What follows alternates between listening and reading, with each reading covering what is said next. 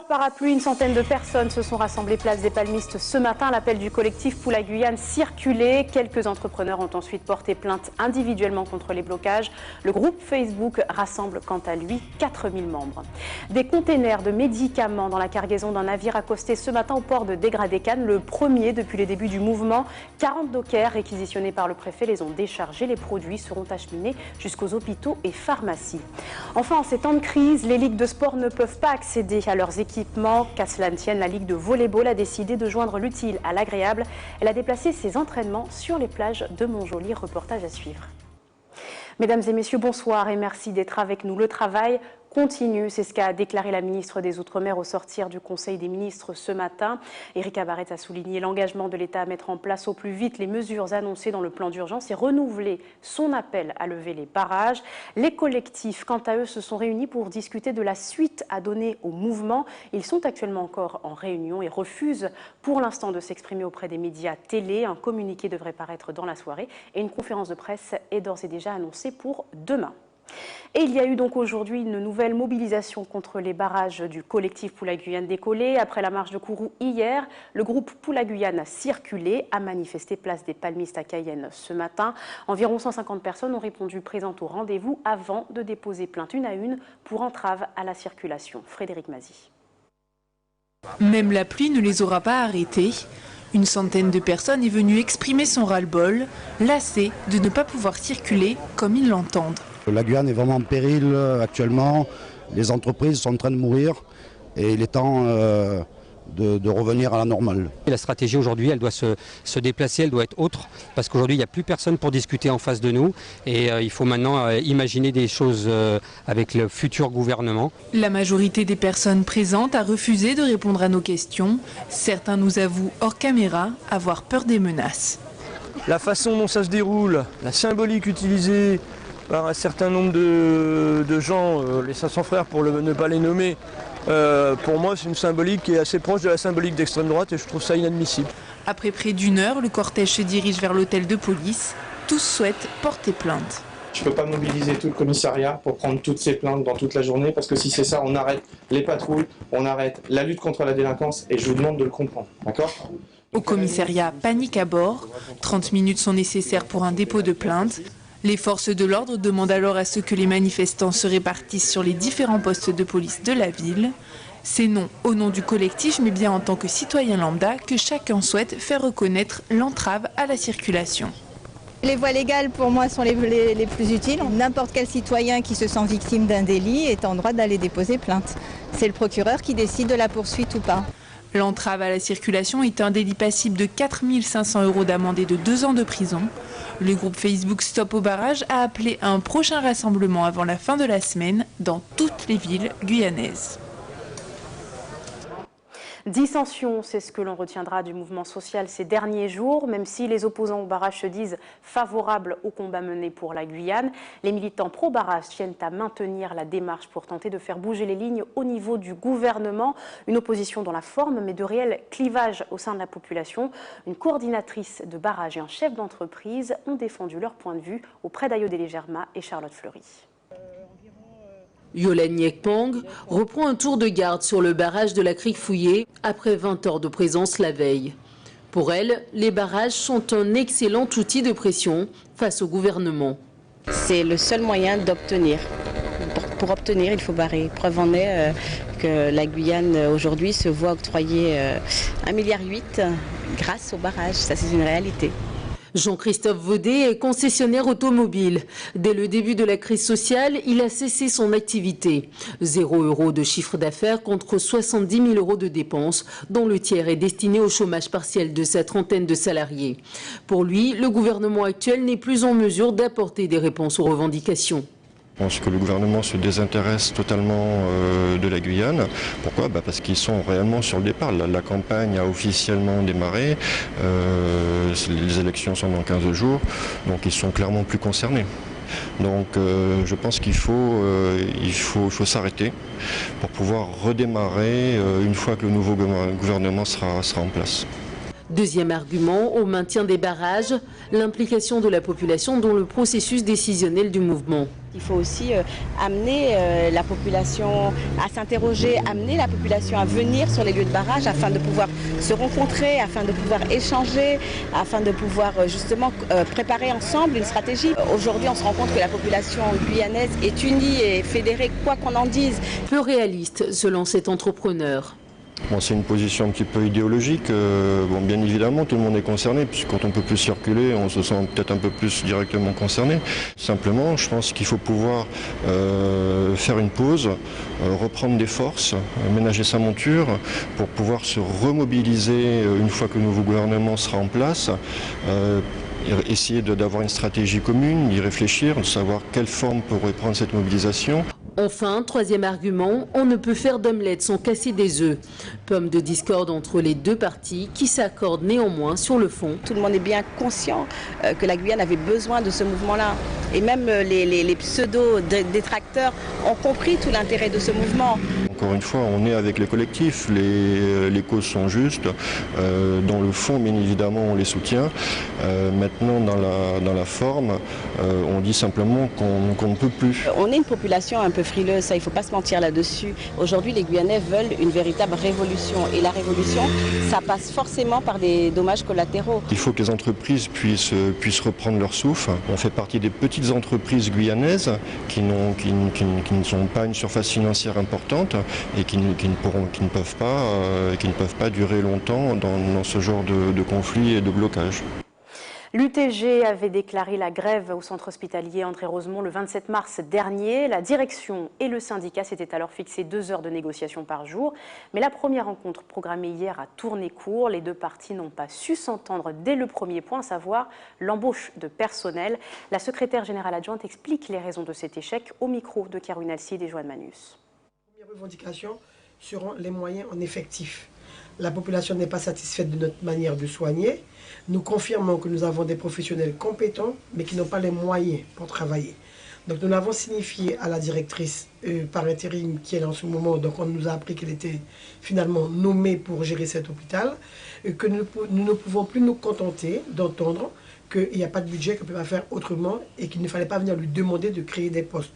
Par conséquent, venant de là, le dialogue ne peut pas continuer parce que si ce problème n'est pas réglé, on ne va pas améliorer notre schéma sanitaire, en tous les cas la qualité de nos soins au niveau de l'hôpital de Cayenne. La première demande, c'est pouvoir donner les moyens à cet hôpital de fonctionner. Nous faisons aujourd'hui la une des journaux nationaux. Et je crois que nous ne sommes pas les seuls à être attentifs à ça. Les dirigeants sont autant attentifs que nous. Il n'est pas possible que nous puissions continuer dans cette configuration actuelle.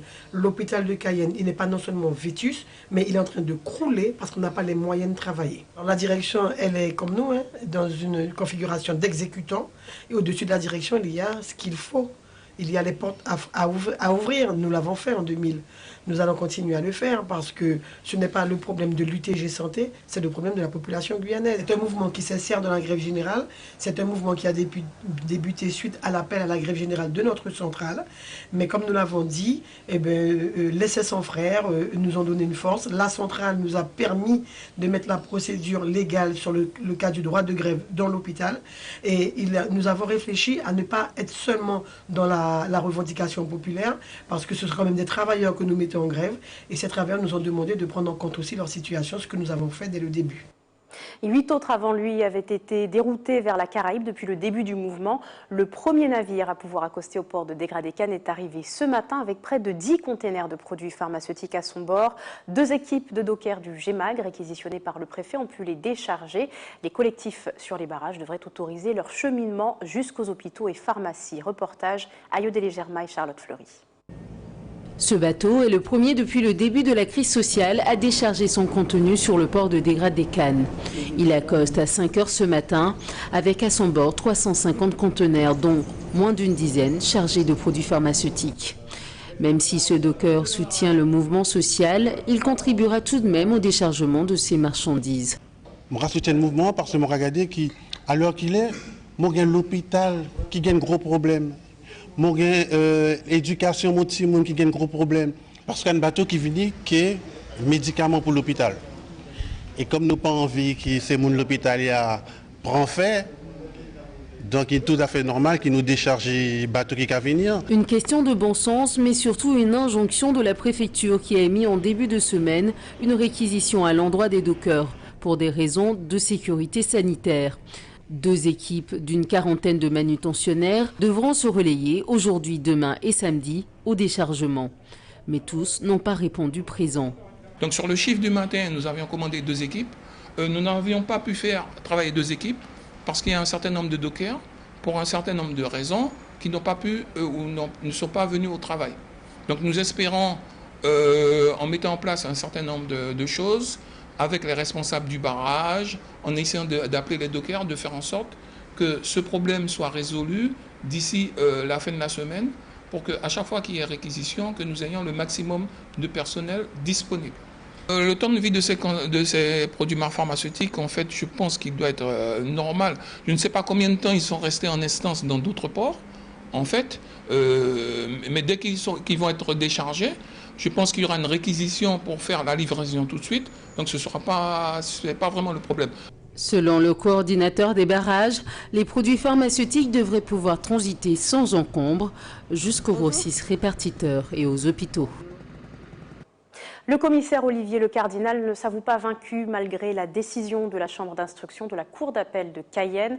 Souvenez-vous, le directeur départemental de la sécurité civile s'est vu retirer son titre d'officier de police judiciaire pour une durée de 5 ans suite à une série de manquements. Il a déposé le 7 avril dernier un pourvoi auprès de la cour de cassation, un acte suspensif qui lui permet en théorie de rester en poste dans les délais initiaux. On écoute les précisions de son avocat interrogé par Caroline Alcide.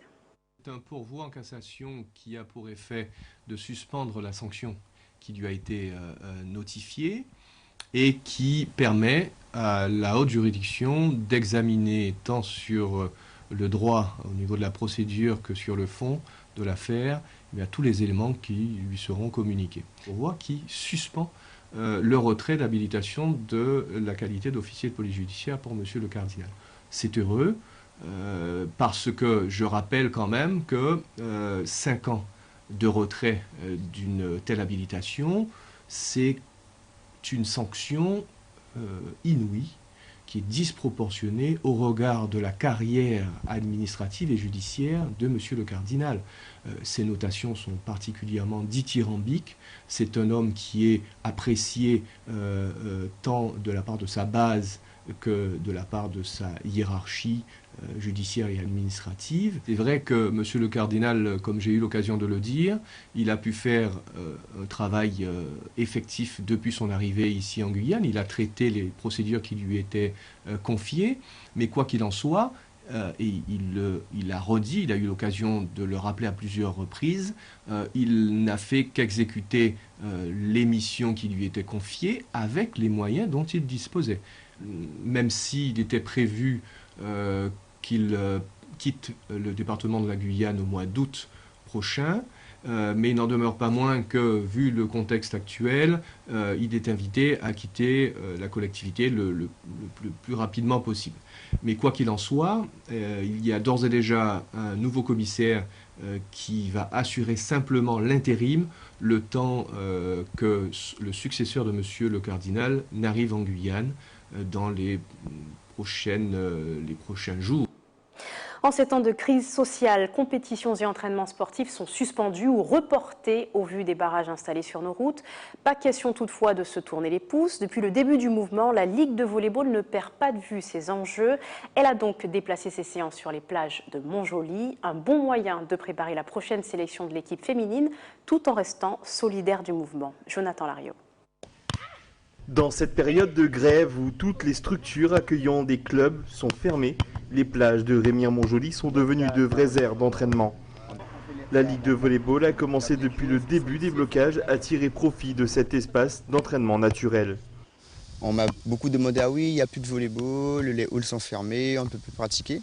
Donc c'est vrai que le beach volley, c'est entre guillemets, pas l'issue de secours, mais en tout cas on peut pratiquer donc, une activité sportive. Donc par le biais du beach volley. Certains clubs ne peuvent pas pratiquer des activités sportives. Donc même le championnat est arrêté, puisque au niveau de la Ligue, on a arrêté toute compétition. Donc on suit le mouvement. Voilà, on suit le mouvement, nous sommes solidaires. Mais après, ça reste du sport, donc pas parce qu'il y a de la grève qu'on ne peut pas pratiquer une activité sportive. Tous les jours, sur cette même place, les joueurs de beach volleyball se rencontrent pour pratiquer. Ce matin, c'est un entraînement, une préparation pour les futures sélections féminines de beach volley. On espère faire partir plutôt une sélection aux Antilles. On n'a pas encore décidé du choix, soit de la Martinique, soit de la Guadeloupe. Mais en tout cas, c'est un projet de faire partir une sélection féminine et masculine aux Antilles. C'est vrai que tous les après-midi, et surtout nous les garçons, on vient jouer. Puisque, comme je dis, c'est vrai qu'en salle, on ne peut pas pratiquer. Donc du coup, beaucoup se bousculent sur les plages pour pouvoir jouer l'après-midi, que ce soit sur Cayenne, au Novotel, ou alors même ici sur la route des plages. D'autres clubs tentent aussi de maintenir des créneaux d'entraînement, mais les blocages ne rendent pas les choses faciles. En tout cas, pour la Ligue de volleyball de Guyane, la réponse est déjà toute trouvée. Auteure et réalisatrice de documentaires, Aurora So est aussi championne d'apnée, discipline dont elle a remporté le record de France à 54 mètres de profondeur en septembre dernier. Cela vous a peut-être échappé, mais la sportive a passé quelques jours en Guyane au tout début du mouvement social. Nous l'avions rencontrée lors d'une excursion sur le chenal du fleuve Mayouri à la recherche du dauphin de Guyane. Reportage Jonathan Lariot. Sur le littoral de Cayenne, une petite équipe menée par la WWF part à la recherche du dauphin de Guyane. Cette espèce de petite taille est propre au département. Après une dizaine de minutes, le bateau arrive sur le territoire de prédilection de l'animal. Alors là, on est dans l'estuaire du fleuve Mayouri, qui est un endroit assez propice pour observer les dauphins. On est dans le chenal plus exactement, sur des profondeurs de 5 mètres. Et régulièrement, on observe effectivement des dauphins de Guyane. C'est une belle zone d'alimentation des dauphins et une zone de socialisation et de jeu. Ouais. À partir de là, les regards sont fixes sur la ligne d'horizon, à la recherche d'une quelconque trace du marsouin. Parmi eux, Aurora So, vice-championne du monde par équipe d'apnée, venue dans le département à la découverte du monde marais guyanais. Je suis assez heureuse d'être là parce que le petit dauphin de Guyane, il m'intrigue beaucoup, dans le sens où il navigue dans des eaux qui sont assez troubles. Plongée que j'ai faite dans les cénotes au Groenland, il fallait que je m'adapte à des milieux un peu extrêmes, un peu particuliers. Et du coup, je suis très curieuse de voir comment les animaux sont adaptés à l'environnement, à leur propre environnement, comment ils évoluent dans leur propre environnement. Après une recherche poussée, le dauphin ne fera pas d'apparition, en tout cas pas en image, mais grâce à une sonde, l'entendre aura été possible.